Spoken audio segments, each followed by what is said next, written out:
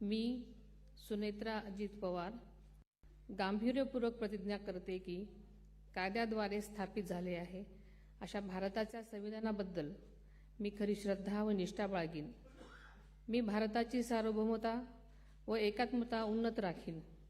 मी महाराष्ट्र राज्याची उपमुख्यमंत्री म्हणून माझी कामे निष्ठापूर्वक व सद्विवेक बुद्धीने पार पाडीन आणि संविधान व कायदा यानुसार सर्व तऱ्हेच्या लोकांना मी गांभीर्यपणे व निपक्षपातीपणे तसेच कोणाच्याही विषयी ममत्वभाव किंवा आकस न बाळगता न्याय्य वागणूक देईन।